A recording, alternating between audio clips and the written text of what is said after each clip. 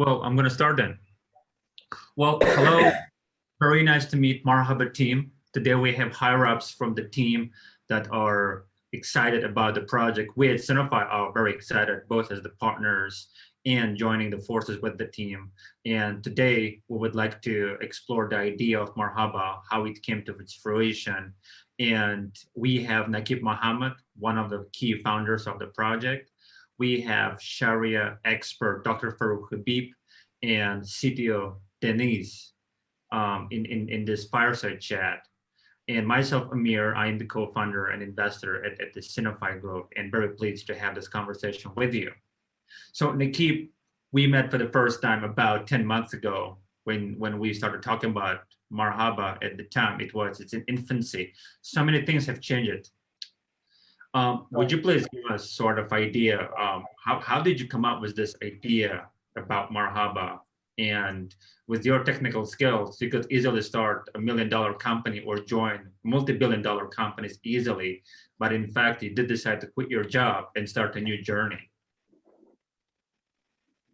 Well, yes. Okay, so second question first. Why did I decide to quit a high-paying job and take a leap of faith? Because it was taking a leap of faith, being the only earning member of the family, doing a safe and secure job from 9 to 5, no responsibilities in a senior position. So basically worry is less, as well as a high-paying job in Saudi Arabia is good to have. You don't want to move out of the luxury zone.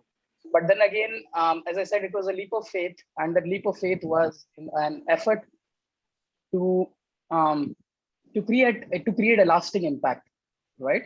So this is where the journey started almost 2 years back, when I was looking into the growing trend of Industry 4.0, and I was looking at the Gartner prediction cycle, when I noticed that Industry 4.0 would be basically run on top of distributed ledger technologies like AI, machine learning, artificial intelligence. All of this are there as part of Industry 4.0, but the underlying database would be distributed ledger. So this is what excited me. In no way I will consider brilliant in any field. Not that I'm being humble, but that's the fact. So I said, when I looked into AI, machine learning, artificial intelligence, I found that just not experts, but even Nobel Prize winners are ruling that space. And blockchain is in its infancy. It's still evolving. Standards have not been set. And just like me, everybody over there would be a learner. So this is something that excited me. Primary reason. The secondary reason was the technology is rebellious in nature. It is fighting for a cause. It is fighting for a cause that appeals to me. That is removing friction, removing intermediaries, all the problems, all the basic problems that blockchain solves. So I looked into blockchain. I did have knowledge about Bitcoin, but I never looked into it. And when I understood that blockchain is actually the underlying technology of Bitcoin, I intentionally kept myself away from learning more about Bitcoin and the financial side of cryptocurrencies, because I wanted to understand the technology first. So as an enterprise architect myself, I started looking into the technical side of blockchain, other use cases, supply chain, and self-sovereign identity, a lot of other use cases as well, identity rights, land records, record keeping, so all the enterprise use cases of blockchain basically. And then gradually, as time moved on, the Gartner prediction cycle didn't move through, where they had predicted that enterprise blockchain would be the next thing by 2023. But like we were coming close to the end of 2020, and we were seeing that the enterprise use cases are actually going down, but the financial use cases are picking up. So this is where I started looking to DeFi, and especially after the boom that suddenly happened in DeFi because of Compound and Yen Finance being listed in Coinbase in June 2020, DeFi started catching my attention, and I got an opportunity to start working on a DeFi startup. So this is where that was my first interaction with DeFi, and I never thought about the Sharia aspect of it. And in one of the interviews like this, somebody like you asked me about, okay, you're based in the Middle East, because I was based in Riyadh at that time. And what does DeFi say about, no, what does Sharia say about DeFi? So that was the first time somebody asked me this. And I had myself not thought about it. I somehow managed the just the same way I'll manage all the difficult questions that you asked me today. And I somehow managed the conversation. And after the call, I started looking into it, and I really found that the DeFi industry is completely taken over by high interest based mechanisms and solutions. And there is actually nothing that I could benefit from personally. So when I saw that if I cannot benefit, it means it is not for the Islamic community. And DeFi being solely to bring adoption inside the community, to bring the unbanked, to include the unbanked as part of the financial revolution, it was not actually solving the purpose. So this is where the idea of an inclusive DeFi started creeping in, and I reached out to people I knew, and this is where the concept of Marhaba started forming in. Well, thank you so much, Nakib. That's quite a journey. Well, Dr. Farooq, very few people who understand Sharia, and even probably fewer who understand cryptocurrency. You're one of the leading experts at this moment on the planet that I could think of. Why Sharia matters in DeFi and why it's ethical? So, okay, if you look at the complete body of Sharia, you would find that like it guides you in every walk of life. So it's not only about a set of rulings focusing on worship, but it also focuses on man-to-man dealings, transactions, for example. So if you look at the whole Sharia, the body of knowledge of Sharia, you will see that like it guides you in every small or big walk of life, and it sheds lights on every aspect of it. So that's why 40 years back, Islamic finance industry started, because Muslims have been thinking that, okay, how we can revive our economy on the basis of our faith and the Sharia rulings. So I saw that like there were some debates for the modern economy to change it into an Islamic economy back in 1940s, 50s, 60s. And then afterwards, that discussion diverted towards finance, basically banking, finance, capital markets. So in 1970s, we saw that like many Sharia scholars started talking about Islamic banks and Islamic finance itself. Why? Because there was a huge need, because finance is basically a very important part of our everyday life. And if we are basically, if someone basically wants to follow his faith, his or her faith according to Sharia, then they also need to look after their finances. Because if the finances are not Sharia compliant, then there is a huge aspect of your life which is being ignored from the Sharia perspective. So that is basically the problem itself. And I basically started focusing from a very early stage to become an Islamic economist or Islamic financial expert. Basically, I studied Sharia separately, and then also I studied modern education, for example, banking, finance, economics separately. So that like I was able to basically see both the worlds, and I was able to actually understand the issues and challenges on both sides, that how we can reconcile and then create something which is beneficial for the whole society. So that is basically was my motive. And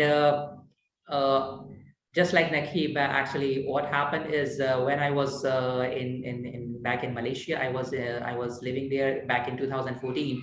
So I was basically thinking to send money to my parents in Pakistan, and I was trying to basically see that what would be the most efficient way. Back in 2014, I stumbled upon BTC, Bitcoin, but of course, like it was not the most efficient way to send money. But the good thing about it was that like it attracted my attention because Islamic monetary policy is one of my area of interest. So I started looking at it from the monetary perspective that, okay, what is this phenomena? How money is created in Islamic law, and what is the importance? What is the usage? And other Sharia issues surrounding money and monetary policy. So I started studying that back in 2014, and then afterwards, basically, I started evaluating other crypto assets as well, and created my own sort of like a crypto screening criteria and how to categorize them accordingly and how to issue Sharia ruling on them. Well, let me do the follow-up question. To my best knowledge, in Sharia, interest is not allowed, and DeFi by definition is purely interest-based experimental sort of industry. Would you please give us an idea? How does the screening work, and how does Marhaba stand out from the crowd? One thing, by definition, DeFi is not interest-based, it's just decentralized finance. So now you have a choice whether you want to do finance in a Sharia compliant manner or you want to do finance in an interest-based system. So that is basically a choice we have been given. So I saw this opportunity there because many people think, oh, if it is banking, no way you can do banking in a Sharia compliant manner. If it is DeFi, no way you can do it. So that is not the case actually. You can go back to the classical fiqh, and then you can derive rulings from there through ijtihad. And ijtihad is basically like using analogy, and also you can basically derive cases from the Sharia rulings for them from this classical fiqh. So you can do that, and then you can make them relevant to your own scenario or situation. So like we are talking about DeFi here, decentralized finance. So we can actually build something which is very original and which is also derived directly from the classical fiqh or the Islamic jurisprudence, and apply those principles and rulings in the DeFi world. So this is basically the main concept which we have applied in Marhaba DeFi, and specifically how it is being implemented. So there are mainly 3-4 aspects. Number one is basically we have a governance board. So we are not only one person, but actually I am the chairman, but I have my other colleagues, 2 colleagues who are like qualified muftis and also PhD scholars in Islamic finance, and they are also trained in the classical fiqh. So because of that, they have expertise there. So like we all together actually try to look at 3 main areas. Number one is the Islamicity or the Sharia compliance of Marhaba as an entity, MRHB DeFi as an entity. So like we need to look at its partnerships, contractual relationships, etc., etc.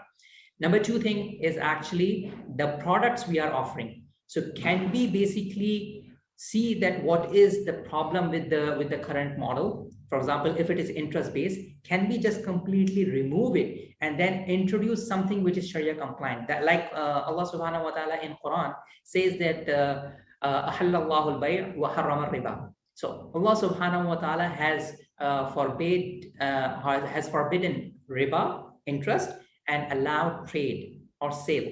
So which means basically like we have an interest-based system versus sale and trade-based system in Islamic finance. So we have an alternative there. So if we remove riba or interest from the DeFi, we can introduce which is sale-based, which is trade-based. So that is basically our concept first. So in the products also, we try to avoid every Sharia prohibition and try to see like how we can innovate further and improvise so that like it will become a very original and Sharia-based product. That is the concept in our offering. Third thing is basically, of course, DeFi is super interconnected. And because of that, we cannot just basically create an ecosystem in silo, which is independent and separate from the rest of the DeFi space. So there has to be a connection, but we need to ensure that that connection is also Sharia compliant. For example, when we are using third-party protocols and tokens, in our products or in our offerings. So of course, like we need to also ensure that they are also Sharia compliant. Thank you so very much. There are so many questions in between, and that's where Denise, you come in. Denise, you were working for the 500 fortunate companies in the world's most promising financial center in London, and you dared to quit your job and join Marhaba full-time. Just give us an idea, how were you convinced to join full-time before I go ahead with my initial question?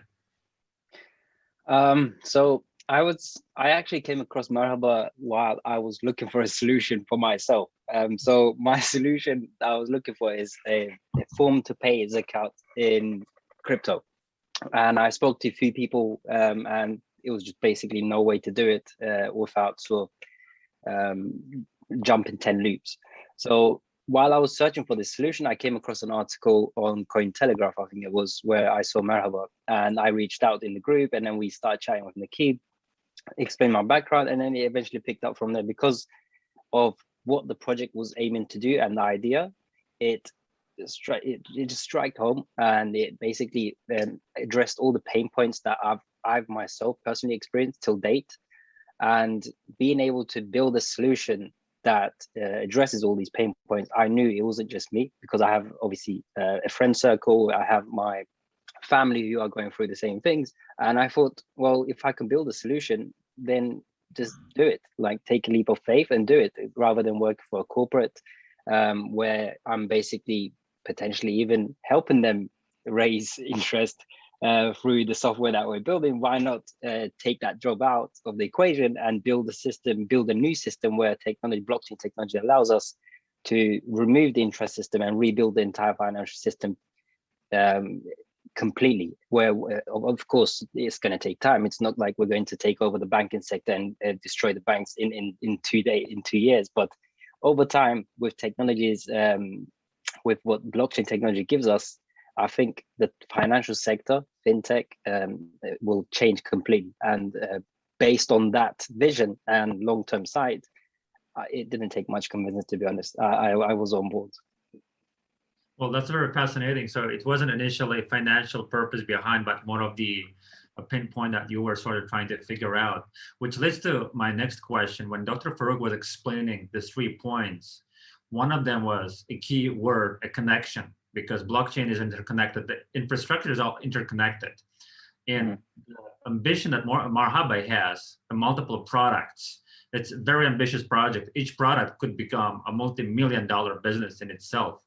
How technically do you think the tech team under your command and leadership could build a secure, promising, and scalable infrastructure that Marhaba is set to build? Yeah, so we have a large team. I think we have about 10 developers now full-time, and it's obviously going to grow with time and with funding. So I have full faith in my development team because of their previous experiences, what they've built before. And based on my personal experiences as well, I can bring quite a bit to the table as well. And when you combine all those, I expect all our products to launch as expected. But having said that, we do not necessarily write entire each one of our products from scratch. We try to build on the shoulders of the giants, and we remove pieces that are not Sharia compliant. So that's basically general software engineering, right? You don't want to reinvent the wheel. You want to build what somebody else has built and then add a layer on top, add a feature on top, and then open source that and see what others can build on top of what you built. And then with that sort of given back to the community in terms of technology, we're all going to get to a better place eventually. So that's what Marhaba is doing overall when we're developing. So any of our products, when you look at it, we try to pick up already existing DeFi Lego blocks and add a layer on top, add the Sharia filter and add the Sharia process on top, and execute in the quickest possible development time without sort of hiring 50, 60 developers to accomplish our goals. That's fantastic. That's fantastic. I want to get back on those 3 killer products that I had been reading in a white paper, but Nakib, back to you. When you were starting in the beginning, you were alone, obviously. And Marhaba prides itself one of the rare breeds that convinced scores of retail investors to invest more than other VCs. If you could give an idea how about your patience and tolerance and pitching skills, more than probably 20 people I could think of that invested their savings, believing in you as a leader and believing in the project and its vision, how it all happened, and just give us sort of idea about your emotions and feelings and the moment when at the end of the day, once you got your first important funding, you just probably ended up crying, being happy. Well, you are touching on very delicate chords. I'll try best to frame my words because there are certain feelings that you cannot express, and this is one of them, because it is difficult to continue staying motivated when you have when you're running on a dream. It is difficult to stay motivated when your dream is termed as a scam. It's difficult to stay motivated when you are termed as a fraud. But I knew that what I'm doing is right.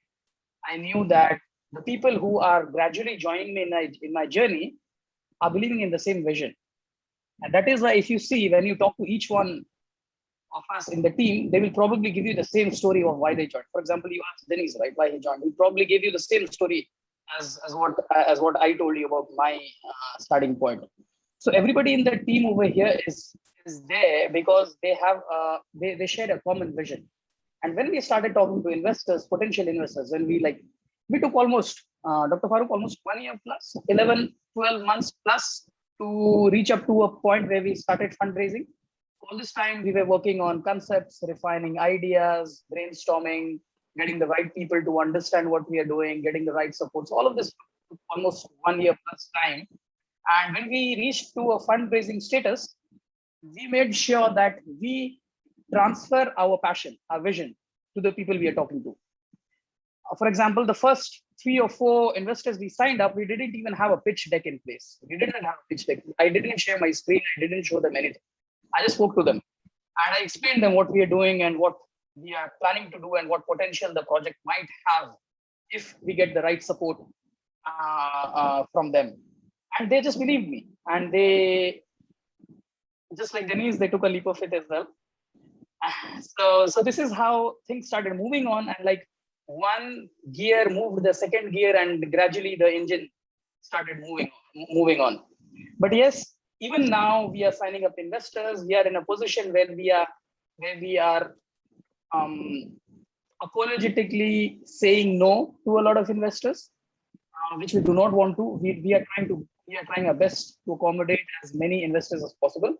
But then again, coming up to this stage was not easy. I don't want to go into all those bad experiences. I won't agree that no project has a bad experience. I mean, it's the same story. Every founder has his own challenge. Every startup has its own challenge. Amir, you are a business owner as well. You would have faced a lot of challenges in setting up Synopsis. So that's pretty common. But what really matters is that the vision is clear, the focus is clear. I give tremendous amount of credit to my family. They supported me entirely when I took the decision of leaving my job and taking this full time, even though there was no near promise of the funds coming in and I taking care of my monthly savings. But all of this, was happening in parallel with only one belief that this will work out, and the tremendous team that was being added up, that was being built on. We had the same passion, and this is how we moved on. But yes, the first investment is very memorable. It was a $4,000 sign up, the first investment. I will not share the name, obviously.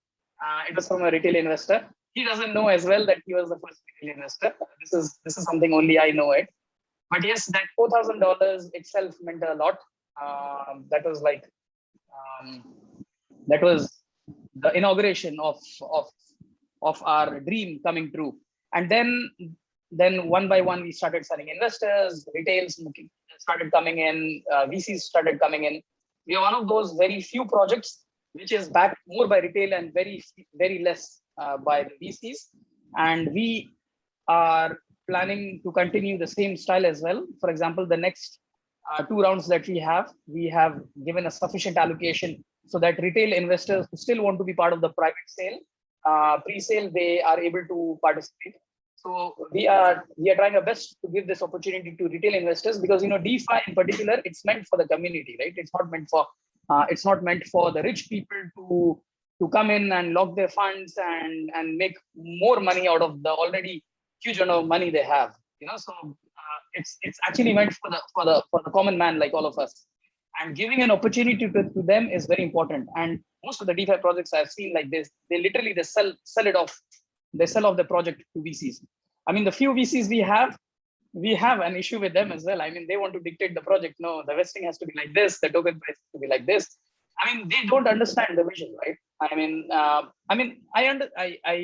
I don't put them at a fault, because they have an obligation to their liquidity providers.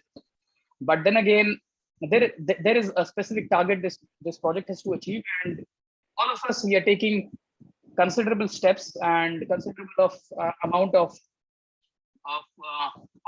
we are being extremely careful to protect our interests. So this is how we are moving forward. Sorry, I couldn't bring the tears. That's okay. You don't have to. That's okay. Coming back to the point when we started talking 9 months back, there was one of the key words that I really liked. So you mentioned that you were not reinventing the wheel by solving technical problem, but you were motivated essentially by the social impact of the project. Would you please elaborate? What did you mean by social impact? Okay. So look, there are amazing projects out there in DeFi, and there are amazing projects being built in DeFi as we speak. Every 10 minutes, if your notifications are on those important channels in Telegram, you will find some or the other project being closing their 5 million funding round, 8 million funding round, 20 million funding round. I mean, money is amazingly massive in this industry, right? So all of them are amazing projects, great projects, solving really, really nice issues. As Denise said, that you build on top of some existing code, and you create a product, and you outsource, open source it, and somebody else builds on top of it. So this is how DeFi is moving ahead. This entire industry is an experiment as of now as we speak. It will take time to get matured, to get the standard set, and whoever whoever builds a sustainable solution is there for long term. That is guaranteed. So when we looked into the DeFi ecosystem, as I mentioned initially, we found that even though DeFi is meant for global adoption, it is meant for solving the complexity of the financial systems. It is meant for bringing the unbanked to the financial circle, but it was not solving the purpose, because a huge percentage of population, which is primarily the Islamic population, which is like 24% among the global community, is staying out of this because of the faith issues, right? I mean, Dr. Farooq would be knowing it better. He would be understanding the pain of how much people would be asking the same questions again and again. Okay, is Bitcoin Sharia compliant? Is DeFi Sharia compliant? I mean, probably he would be having a tape recorder probably with the answers ready. Like anybody asks, just plays it. But this is a basic problem that this community is facing, because of which the community is not able to onboard the DeFi ecosystem. Okay, forget about understanding. I mean, they don't even want to come, understand, and then decide if it is Sharia compliant or not. They maintain a distance from it. So if we don't bring the people to this, how are they going to benefit from this financial revolution that's taking place? And this is the social impact that we are talking about and that we are trying to solve. We are trying to make our system so approachable and so easy. Even if you see a white paper, it doesn't contain mathematical formulas that you will not understand. It is so nicely written, and the team has really impressed me with the quality of white paper that they have written. It's so easy to understand, even for a non-technical guy, that he will feel like reading it more and exploring the system, even though he'll say, okay, I don't trust the Sharia scholars because they are not from my region, they are not from my school of thought. But okay, at least let me get onboarded and let me try to understand it myself.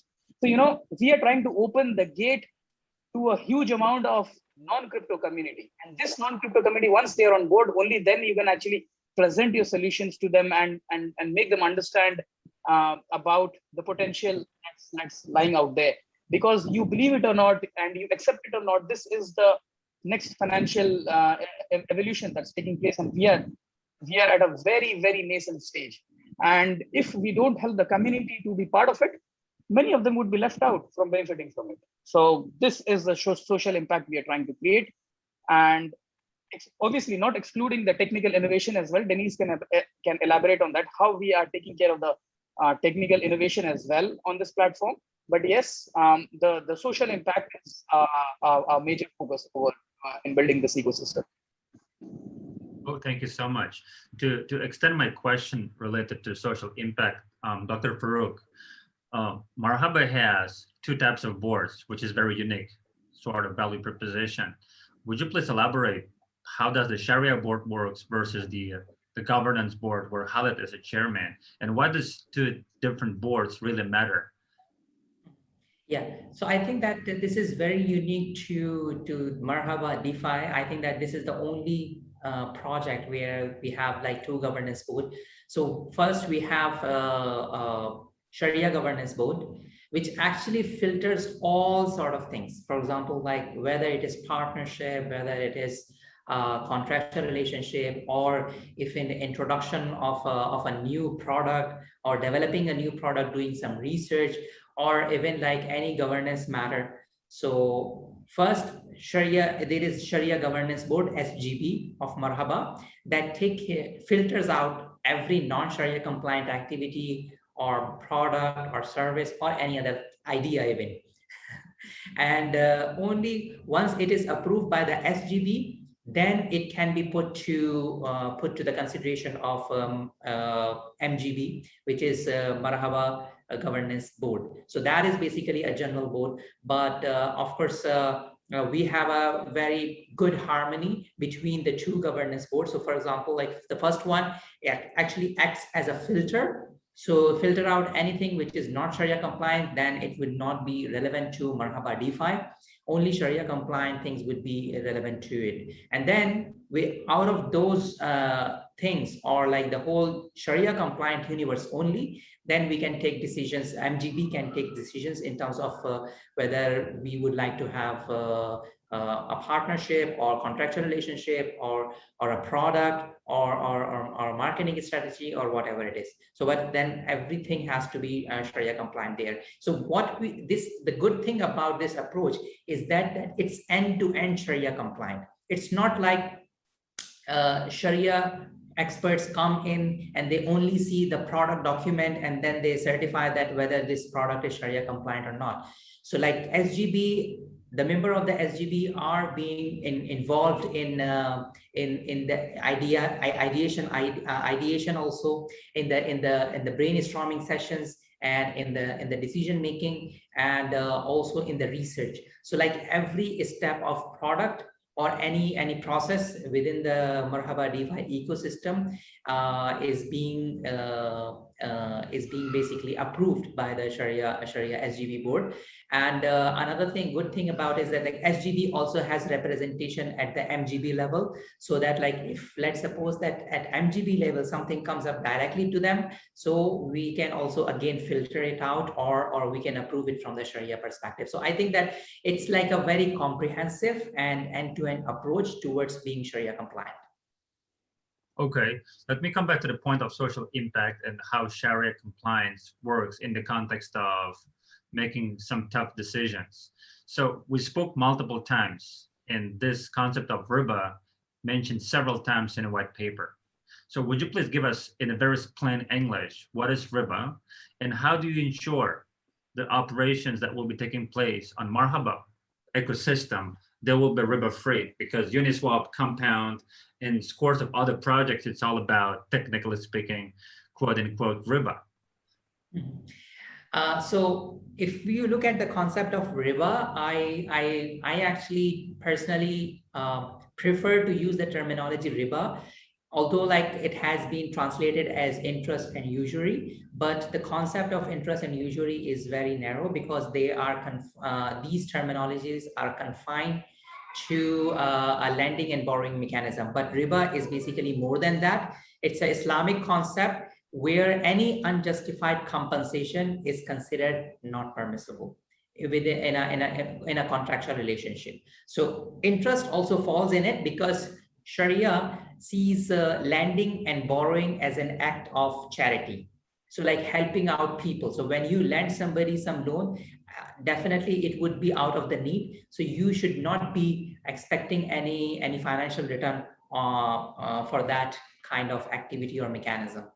So that is why when Sharia sees it as a charity mechanism, so you should not be able to, you should not be accepting interest for lending loan. But if you would like to go for the financial returns and profit, you are most welcome to become the partner in the business activity itself. So you can basically invest your capital and become a partner or a capital provider or investor, and then you will be able to actually entitled to receive profits and returns from the business activity. So that is basically the Islamic concept where any unjustified compensation is not allowed.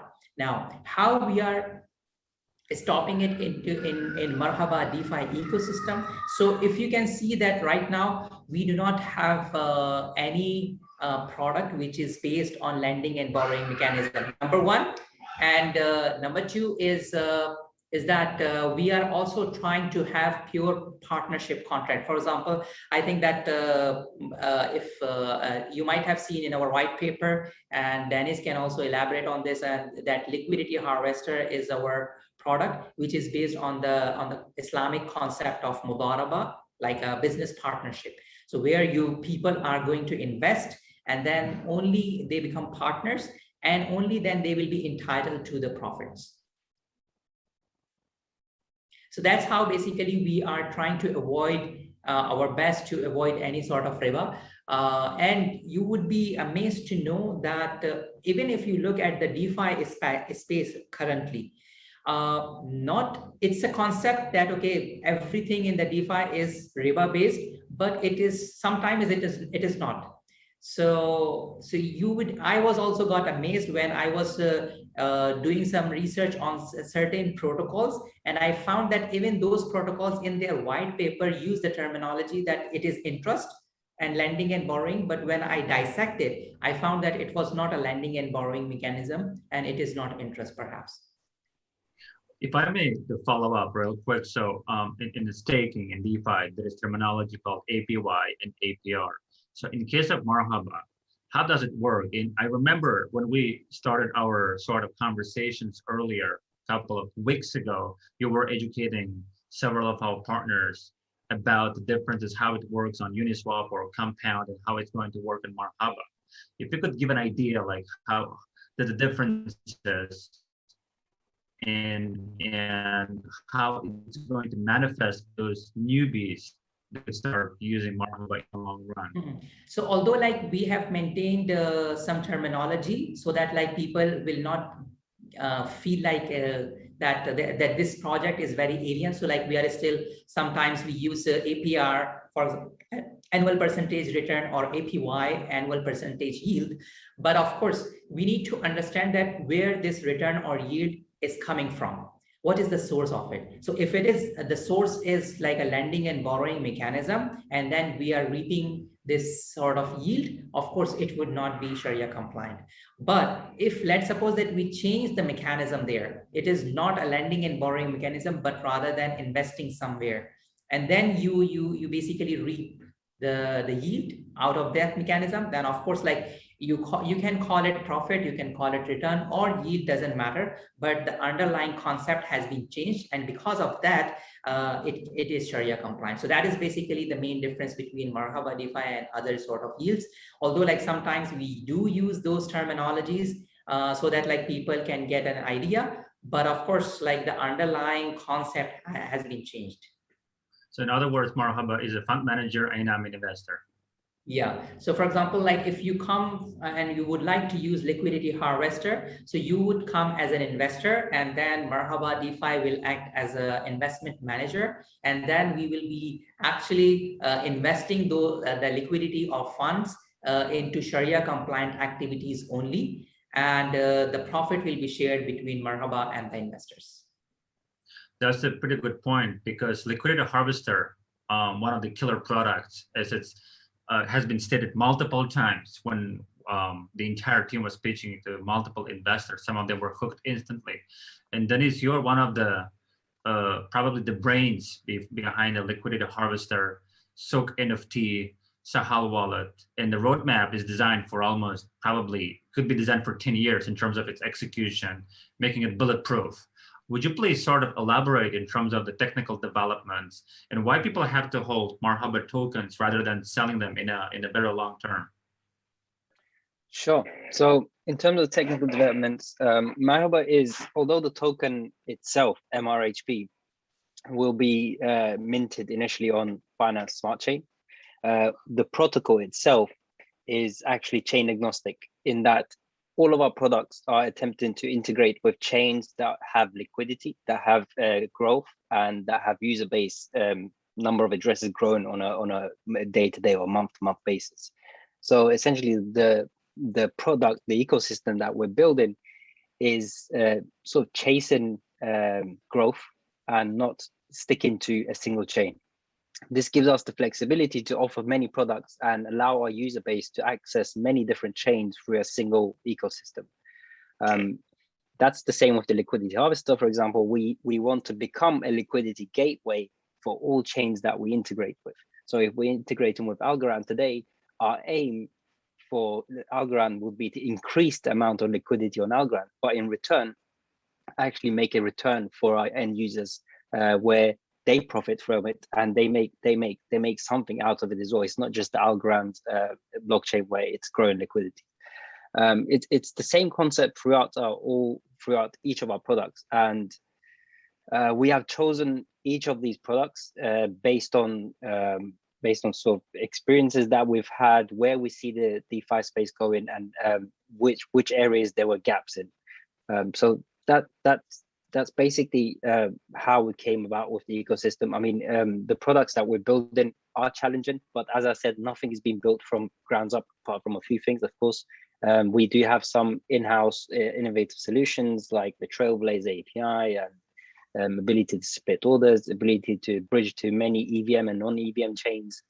But majority of the models that we're chasing are already in existence. We're just building a layer on top. I want to follow up on NFT. NFT is probably one of the most probably booming industry. And Sharia does allow and does not allow specifics in terms of what could be positioned. How does the screening going to work technically speaking? Is it going to be machine learning solution or human engagement? Yeah, so this is an interesting one because when I first had this discussion with Dr. Farouk, I thought non-Sharia compliant NFTs would be basically nudity, adult content. But it turns out it's much more than that. It could be anything that triggers negative thoughts, right? So we need to have some sort of filtration, and obviously filtering everything through a manual process is not scalable, because when you think about how NFT marketplaces grow today, you could start with 10 NFTs being created on a daily basis and then expand up to 10,000 NFTs being created on a daily basis. So we need to have some sort of filtration process, and that filtration process for us is through AI and machine learning. So we're currently integrating and building a few adult content, hate speech, and racism sort of content filtering AI models.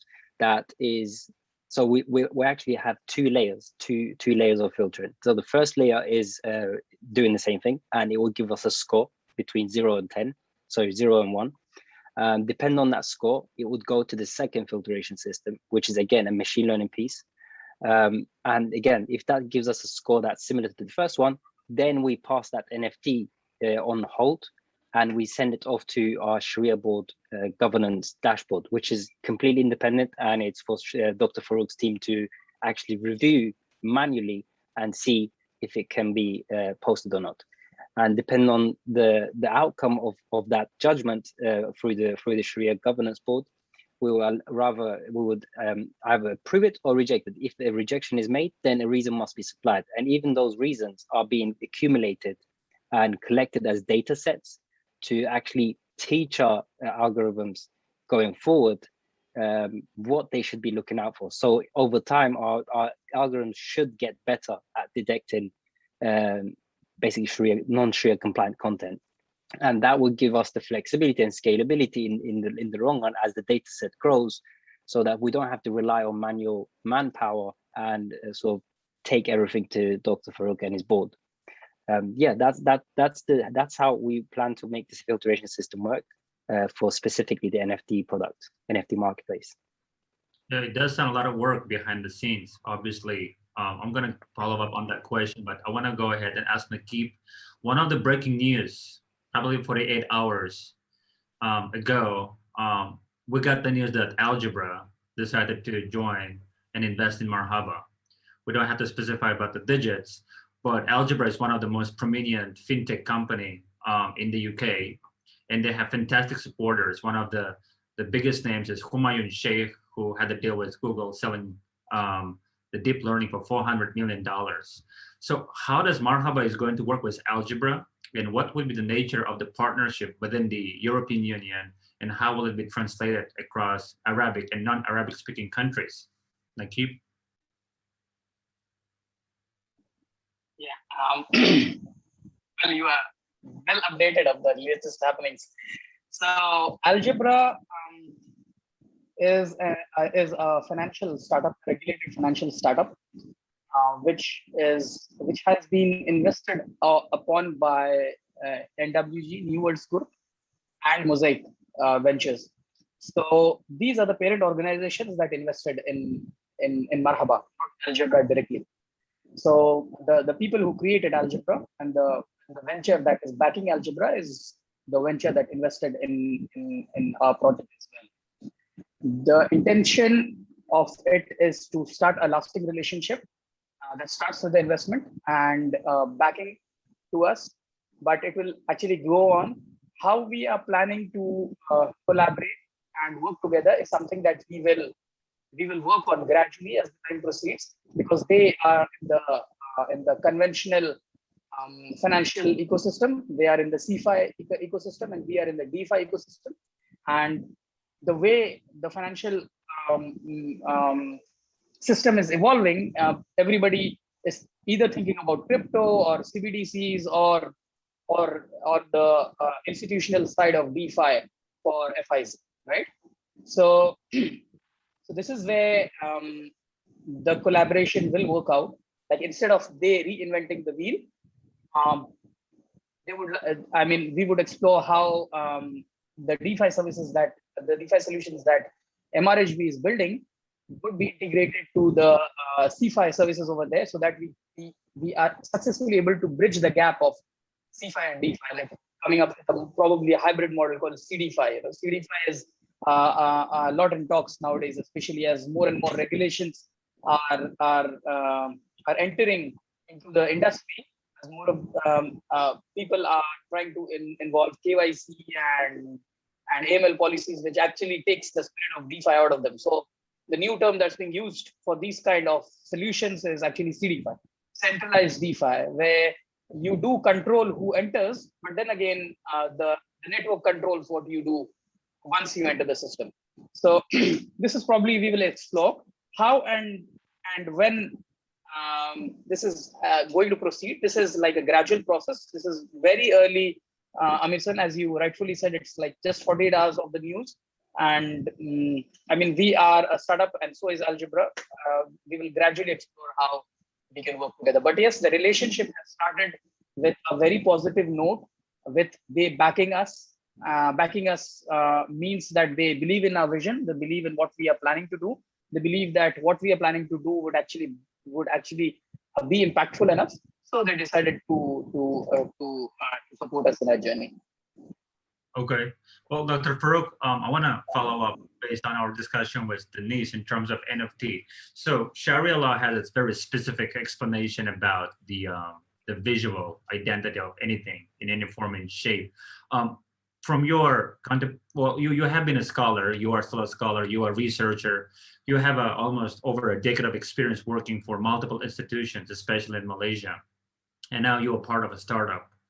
And I'm extremely interested and curious because NFT industry, the booming one, what does the Sharia say about NFT, if I could ask this naive question? And what would be the nature of future development of NFT in the framework or in the context of Sharia? Just technicalities aside, but just to look at the concept and philosophy of it. So if you look at the NFT non-fungible tokens, by its nature, from the technical perspective, it's just a token. And it has been generated by a system which is unique, and it is non-fungible, which means that you can price it, but you cannot replace it with an exactly same NFT. So that is basically the concept. But so from the Sharia perspective, there is nothing wrong from the technology on the technology point or the technology side. But of course, we need to understand and see that what does this NFT represent, because it's a digital representation of something. So what is it behind it? So if it is an art form, for example, be it a video or a digital photo, so then we need to see that where that video or a digital photo is Sharia compliant or not. If it is Sharia compliant, then NFT will become Sharia compliant as well. But I think that if you look at the trend of the NFT, so I don't think that they will remain constrained within the boundaries of art and music.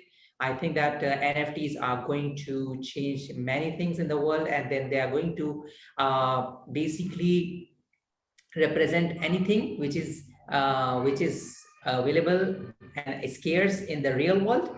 And then the scarcity and uniqueness can be maintained in the digital world of the same thing as well. So NFTs can be used for real estates, for properties, and NFTs can be used for certification. NFTs can be used for other purposes. So I think that we always go back and see that what does that NFT do, what does it represent, and what is the source of value. So if we can find it out and then see that whether it is Sharia compliant or not, then of course that NFT can be Sharia compliant. So this is basically the main concept from the Sharia aspect. That's very helpful. You just mentioned about the real estate. And real estate has very close connection with working with the banking institutions. And you have worked with a banking institution back in Malaysia, if I'm correct.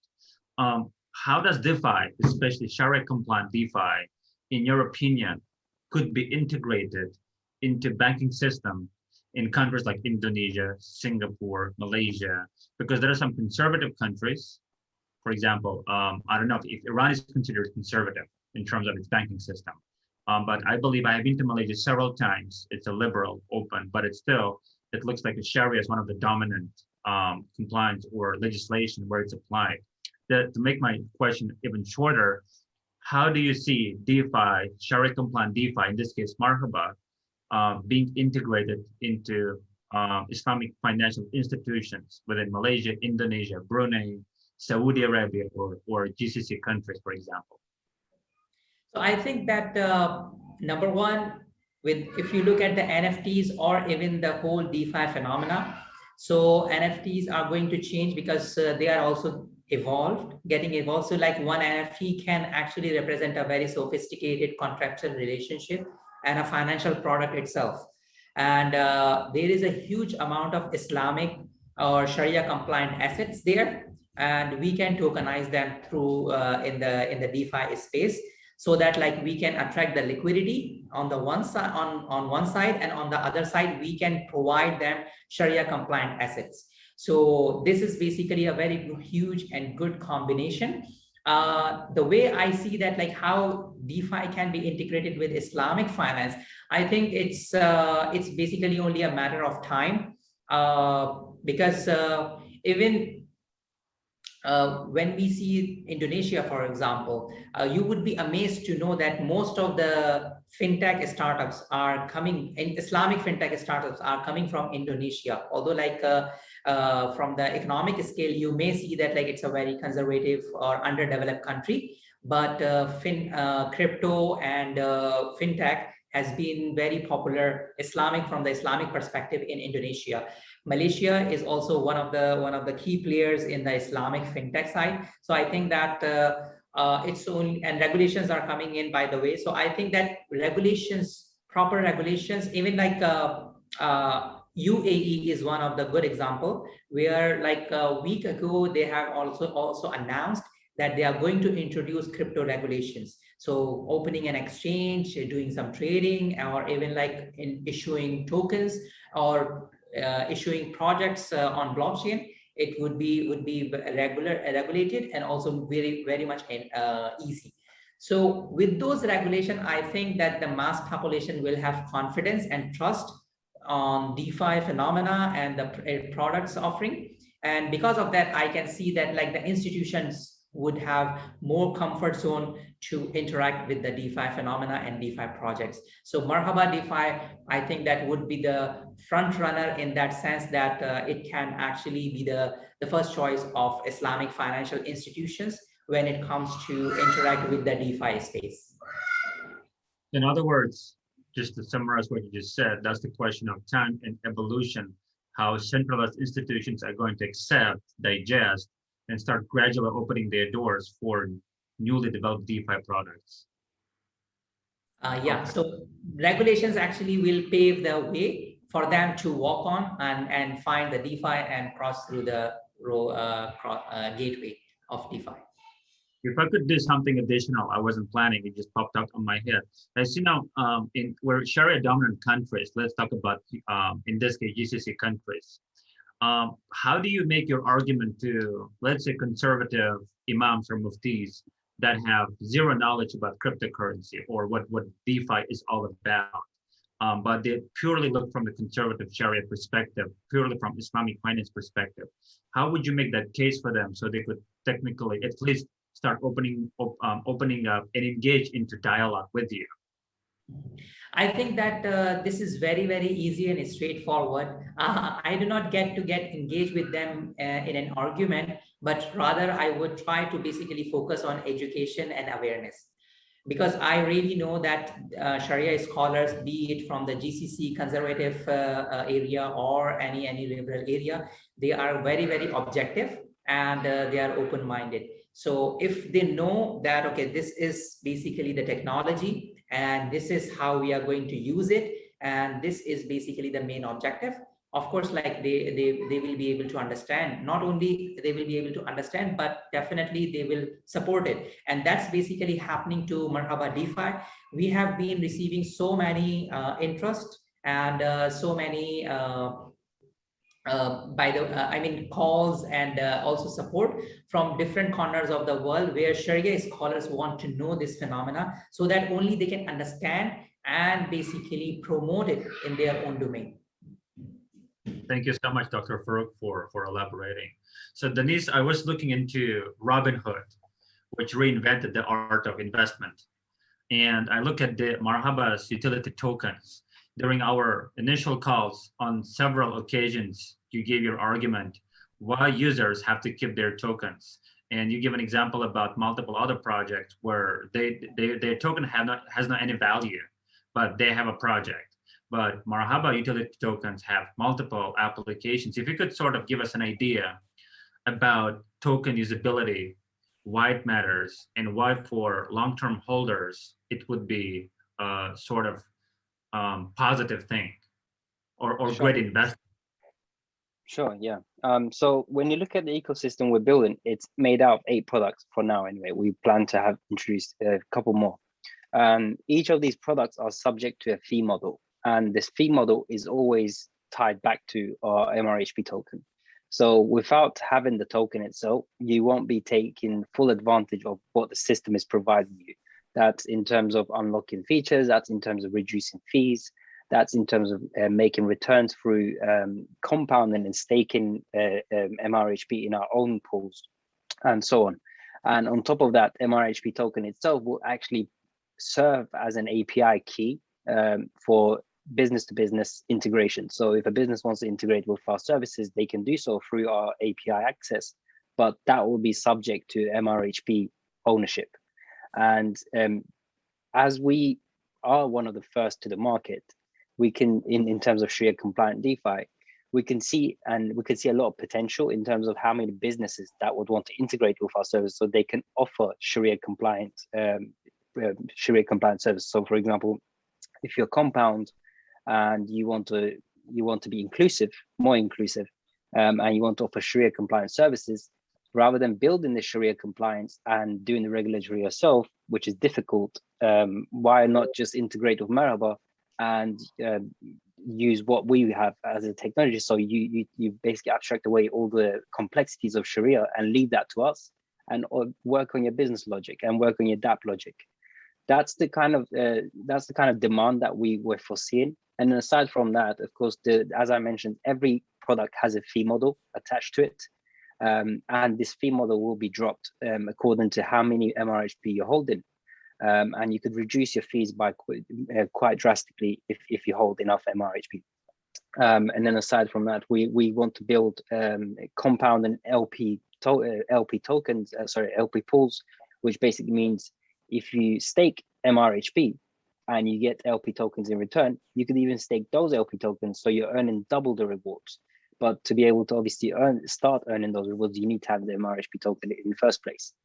And on top of that, if that's not enough, we have a whole range of utilities for the token itself. Because there are so many products, the token justifies its existence. Whereas if you look at any other DeFi project, I mean, I don't want to point any fingers and say, look, they're doing a bad job, but any DeFi project that you could think of right now, in terms of lending, borrowing, or liquidity pools, etc., they all have their tokens, but all they do and all they promise to do is governance, which is basically a voting right. The same feature applies for us, but what we're promising on top is much more than what our competitors are promising. And on top of all that wrapped up, it's a deflationary token. So with usage and with growth and with interaction with the platform, the number of tokens in circulation over time will drop. So whatever you hold in your hand will hopefully, inshallah, will become more precious. So it's a good incentive to hold these tokens and not sell it for, I don't know, for quick flips as they do in today's DeFi ecosystem, but to think long term and see where Marhaba could be in the next 4 or 5 years, and see what we're trying to actually achieve, and fill a massive void in the market. Well, thank you so much. Thank you so much, Denise. That reminded me the conversation with Nakib, where he gave an example.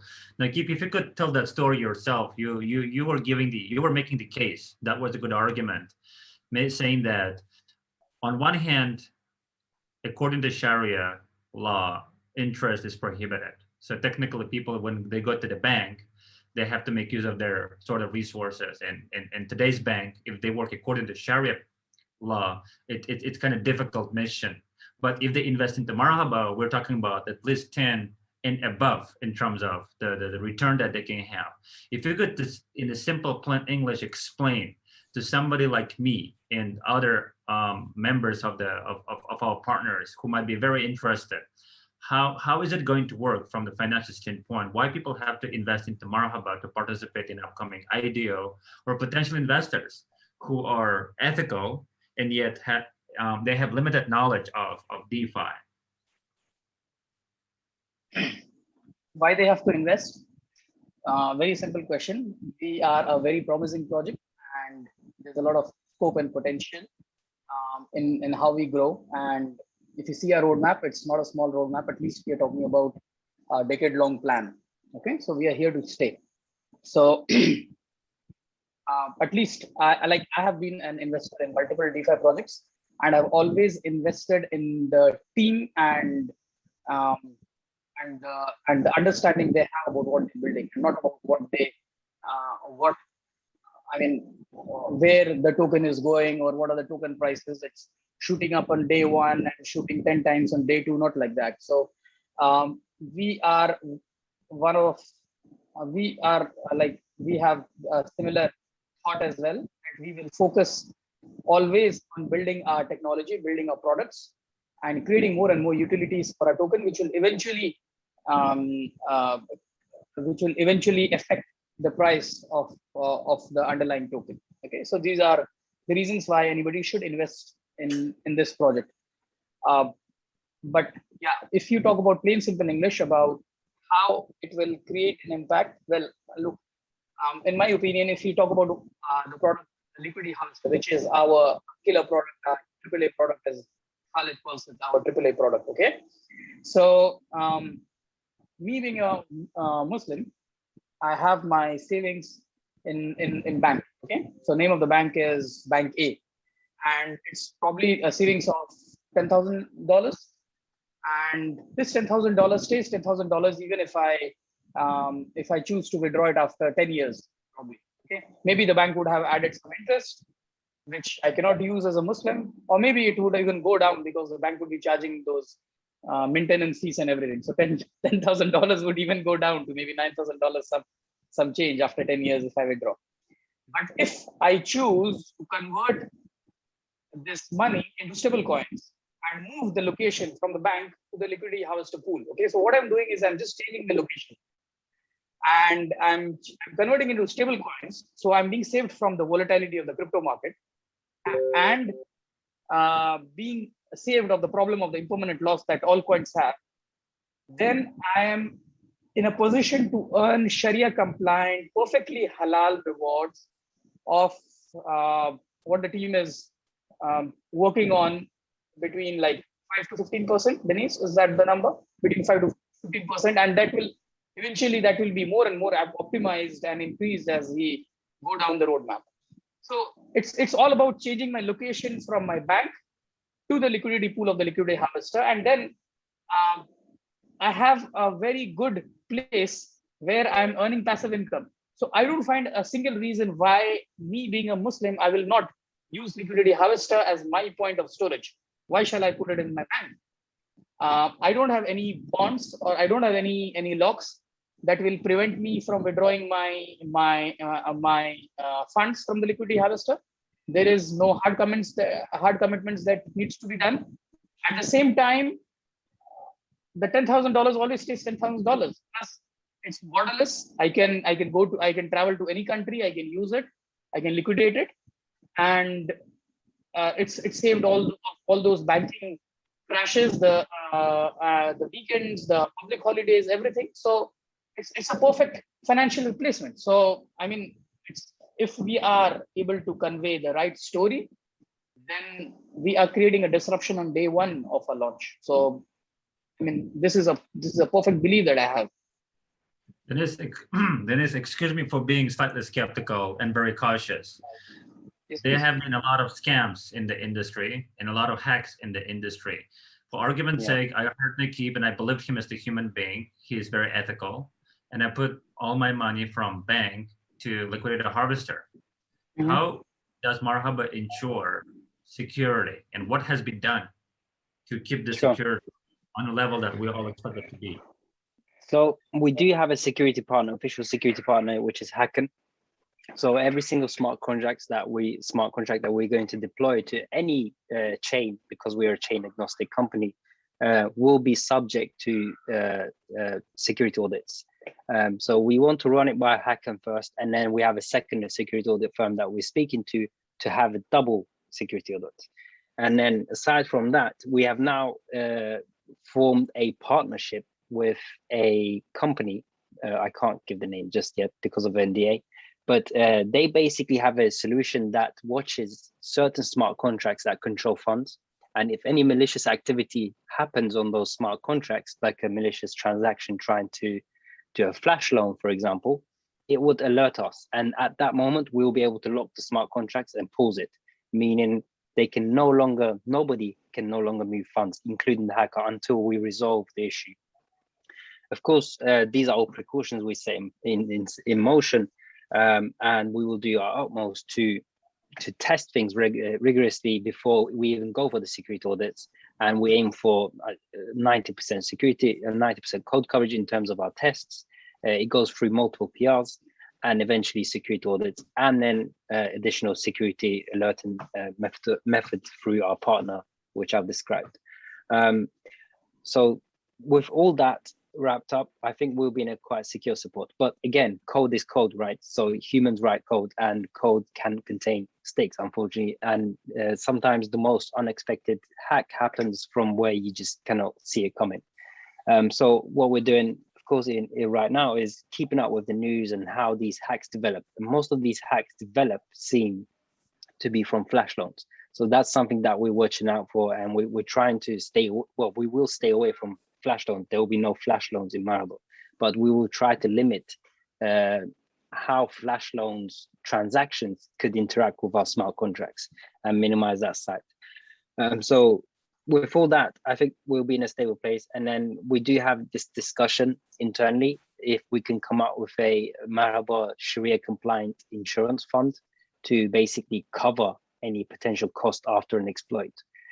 It's still early in discussions, this one, but it's another additional solution that we want to provide to our users so they have a peace of mind. Because at the end of the day, blockchain is a public ledger. Anyone can do it, anyone can interact with it, and there's only so much you can do.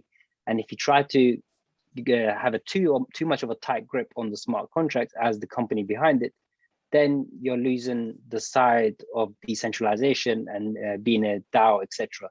So we need to find the right balance, and we need to have a peace of mind for our users, which I believe we have covered through many solutions that was described.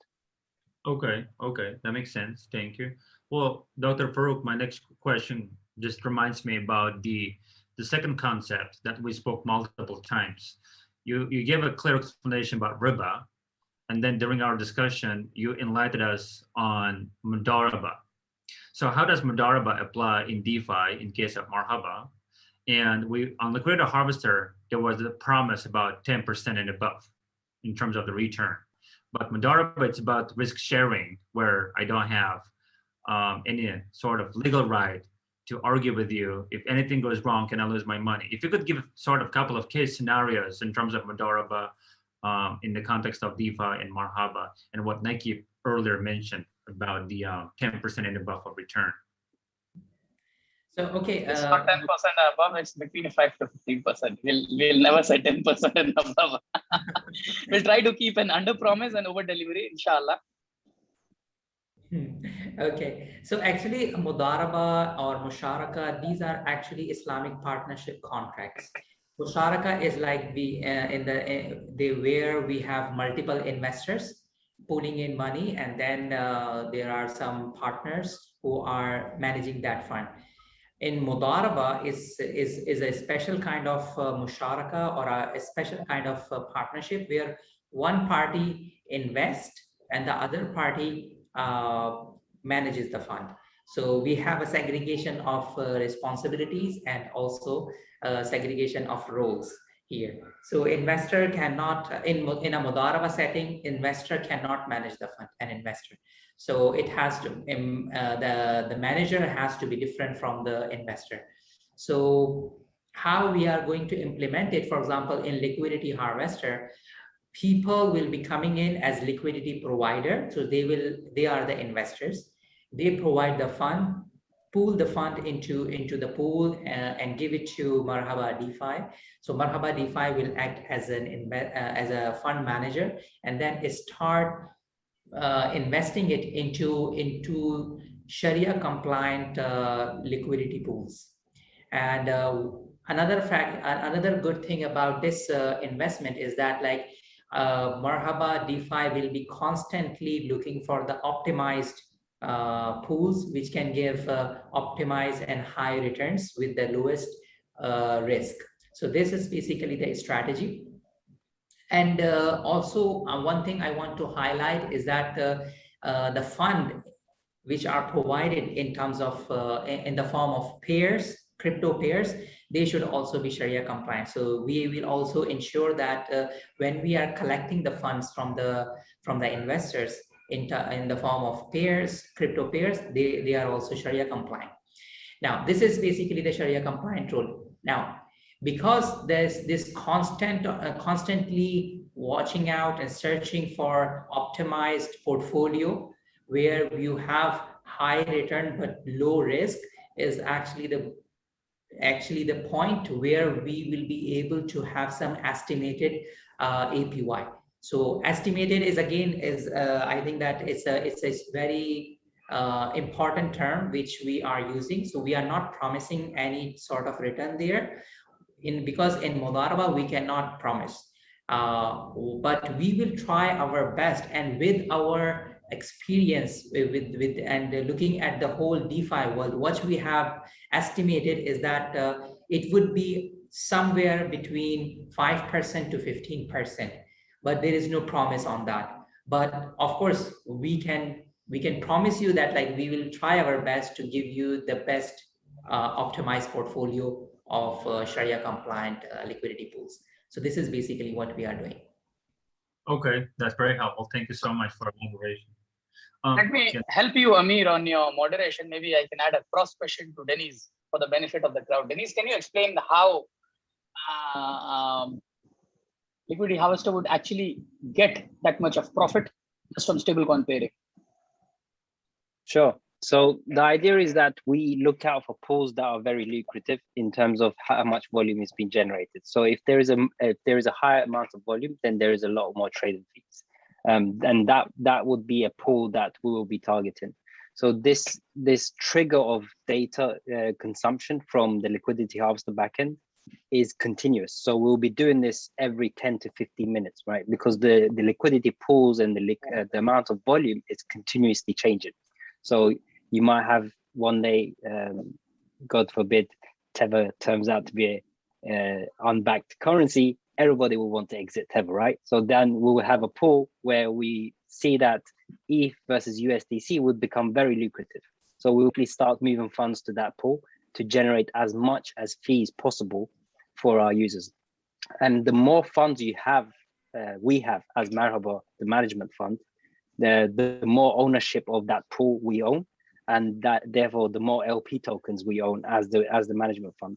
So because of the large share, we get more of the fees that are generated. The fees are obviously Sharia compliant because it's basically trading fees. It's like using an exchange where instead of Binance taking everything as a centralized entity, this time the entire community is making money because everybody shares the profits. And on that side, we will continue, as I said, to poll different pools across different chains. It's not just a single EVM chain, Ethereum or Avalanche. Our bridges and our connection, which is what the Trailblazer API is going to be doing, is continuously ping different pools on different chains and start bridging funds necessarily to wherever.